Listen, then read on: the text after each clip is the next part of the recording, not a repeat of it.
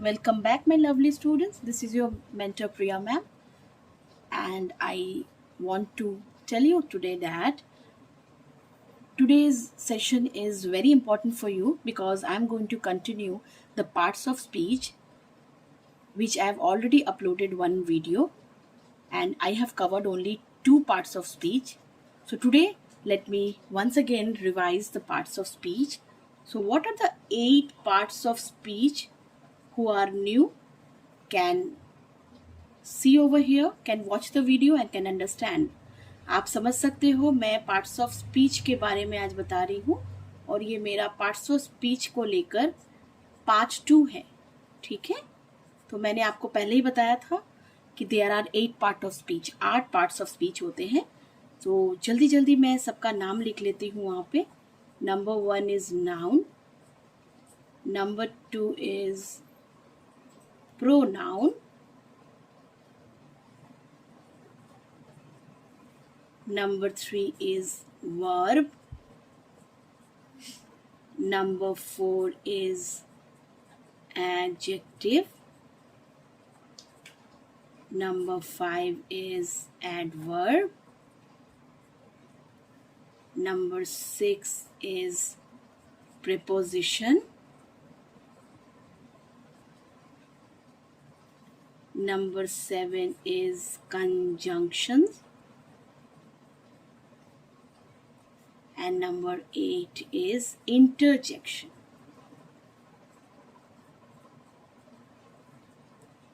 Okay, so 8 parts of speech मैंने आपको पहली क्लास में भी बताया था कि noun, pronoun, verb, adjective, adverb, preposition, conjunction, interjection, ये 8 पार्ट्स ऑफ स्पीच जैसे पार्ट्स ऑफ बॉडी होते हैं हमारे, हर एक पार्ट इम्पॉर्टेंट होता है हमें अपना काम करने के लिए, वैसे ही पार्ट्स ऑफ स्पीच जो है वो किसी भी भाषा के लिए बहुत ही ज़रूरी होता है. तो इंग्लिश में ये 8 पार्ट्स ऑफ स्पीच आपके लिए बहुत बहुत इम्पॉर्टेंट है, जिसमें से मैंने 2 ऑलरेडी कवर किया है.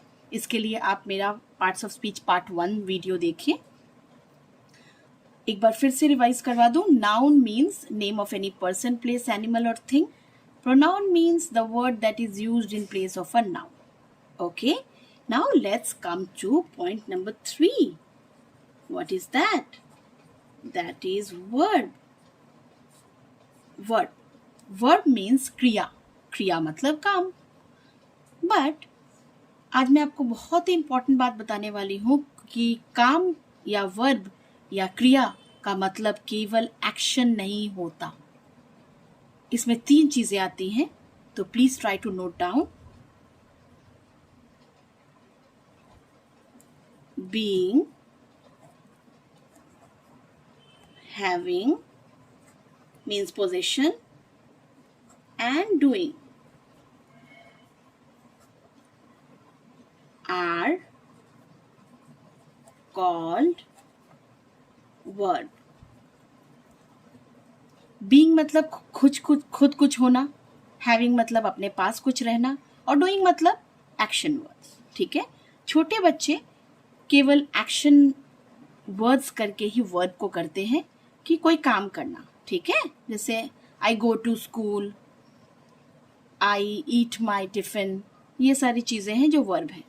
बट एज अ होल सबके लिए मैं बता रही हूं being, having and doing.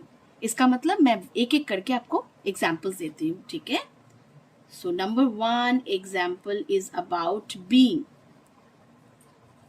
Being मतलब जितने भी बी वर्ड्स हैं. ये बी वर्ड्स क्या है, बहुत ही डिस्टिंक्ट तरीके से समझाने की कोशिश कर रही हूँ, आपको समझ में आ जाए ऐसे. और इसके बाद एक एक वीडियो बनेगा जो एक एक टॉपिक के ऊपर इलैबोरेटरी रहेगा. अब एज अ होल मैं आपको वर्ब के बारे में बता रही हूँ. तो let me take an example. She यानी लड़की, she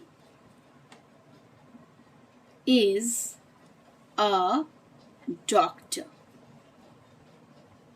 she is a doctor, वो एक डॉक्टर है. तो इसमें आप बताइए वो काम क्या किया उसने.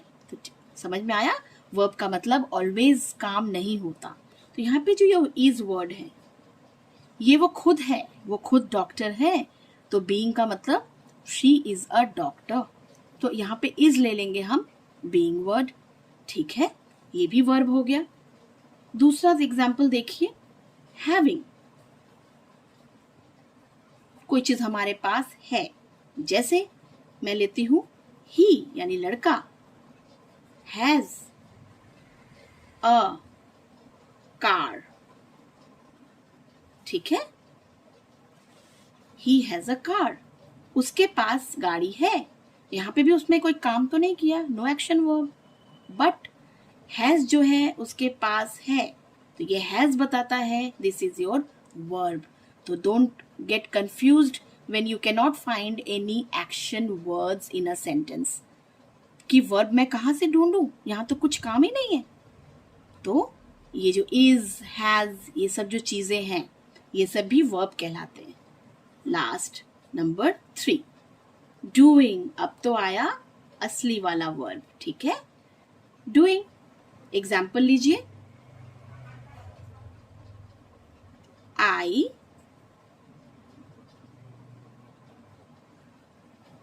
Do my homework,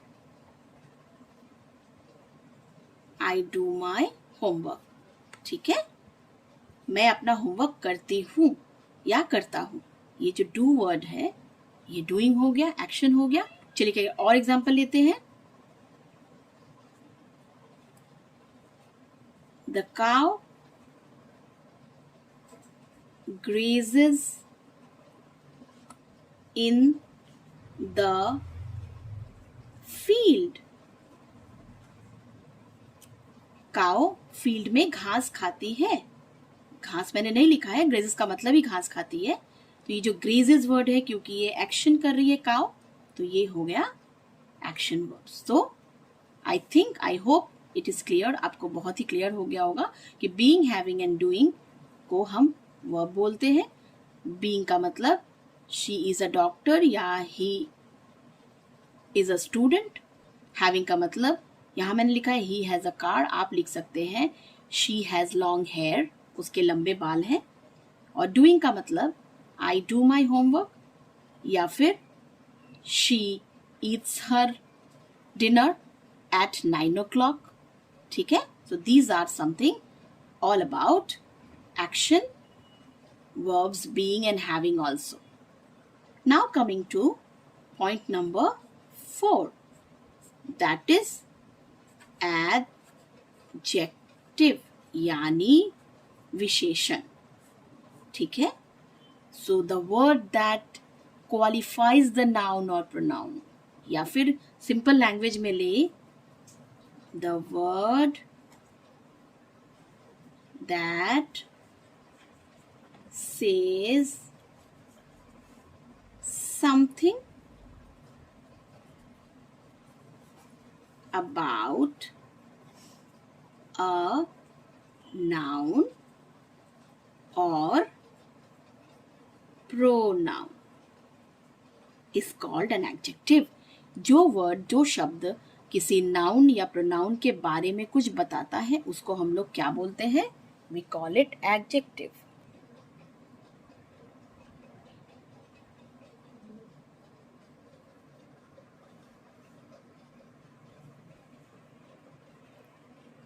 Yeah.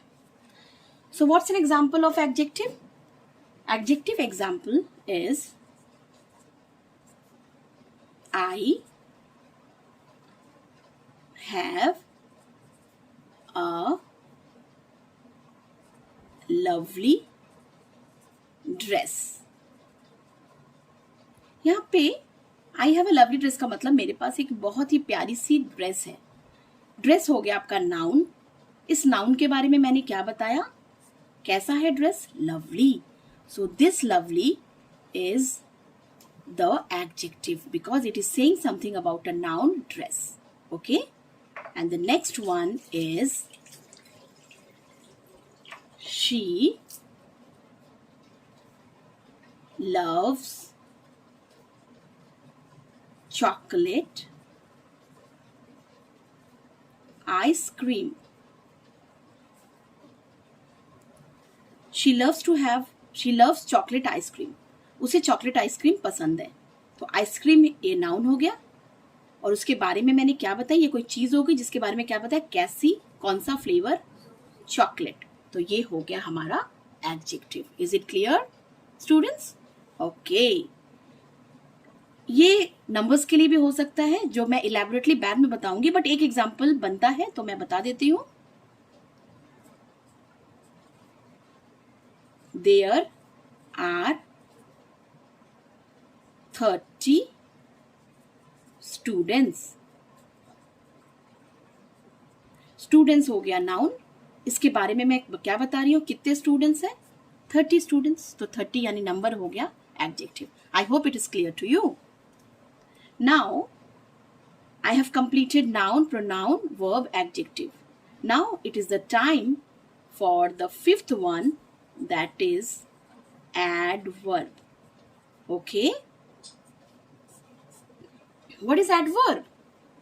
Just like adjective tells about something about noun or pronoun, adverb, verb, adjective और adverb अपने बारे में भी कुछ बताता है। ठीक है, तो मैं to explain you in a very simple language, I will write the word that tells or modifies something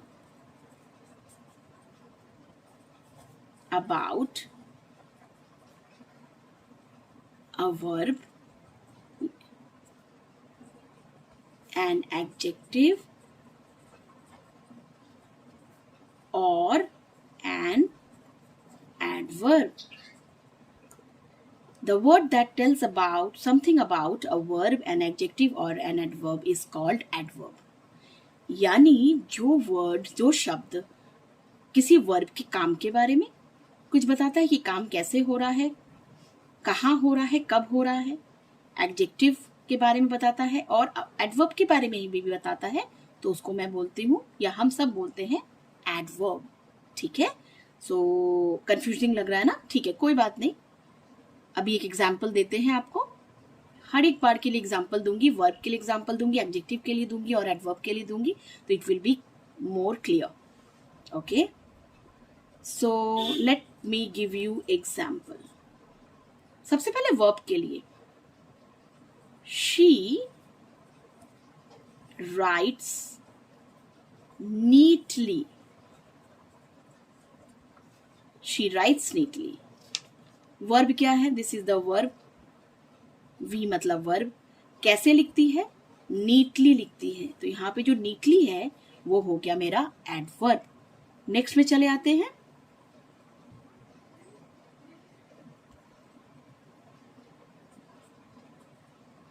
The lady has very long hair. The lady has very long hair. Lady के बहुत ही लंबे बाल हैं। Long हो गया adjective. ठीक है, अब इसके बारे में मैं क्या बता रही हूँ? वैसे तो हेयर के बारे में बताया लॉन्ग ने, लॉन्ग मतलब हो गया एडजेक्टिव। अब एडजेक्टिव के बारे में क्या बता रहा है? कौन बता रहा है? वेरी मतलब बहुत ही लंबा। तो यहाँ पर ये डबल लाइन देकर मैं बता रही हूँ, ये हो गया आपका adverb. I hope it is clear. Okay, third sentence is about कैसे एडवर्ब अपने को ही मॉडिफाई करता है या बताता है। तो मैं क्या लिखूंगी?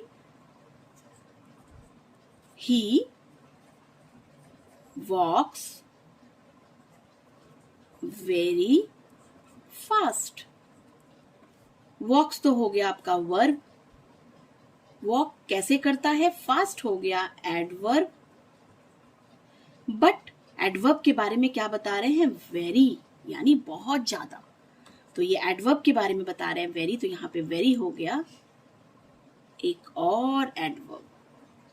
ठीक है, so here I just want to tell you that verb, adjective, adverb जो मैंने आज कराया आपको, इसके ऊपर मैं लेसन्स में दूंगी ज़रूर, क्योंकि ये बहुत ही वास्ट है।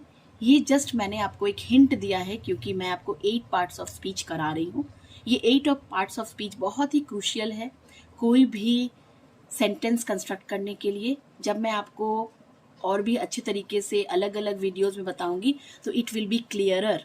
Okay, so for today I will stop over here because three are only left. That will be done in the next session, that is parts of speech part 3. Till then, bye bye students, and please comment to me आपको क्या समझ में आ रहा है, क्या नहीं आ रहा है, कौन से सब्जेक्ट में प्रॉब्लम हो रहा है, मतलब कौन से वीडियोस में जो मैंने बताया उसमें आपको कुछ पूछना है, आपके कुछ क्वेश्चंस हैं, do you have any questions? So please don't hesitate to write to me. Comment section में बताइए क्लासेस कैसी लग रही हैं, या फिर आपको और भी दूसरे तरीके से और भी हिंदी में समझाऊं या फिर कोई और लैंग्वेज में। ठीक है, तो मुझे ये सब कमेंट कीजिए and please like, share and comment. Share इसीलिए कीजिए ताकि और भी लोगों के पास ये पहुंच सके जिन लोग को हिंदी इंग्लिश की बहुत ज़्यादा ज़रूरत है सीखने की। मैं जिस तरीके से सिखा रही हूँ शायद बहुत ही हेल्पफुल हो सबके लिए। And don't forget to hit the bell icon to subscribe to my channel, ताकि मैं जब भी आपको कोई भी वीडियो अपलोड करूँ तो आपको नोटिफिकेशन मिल जाए। Okay students, bye bye for today.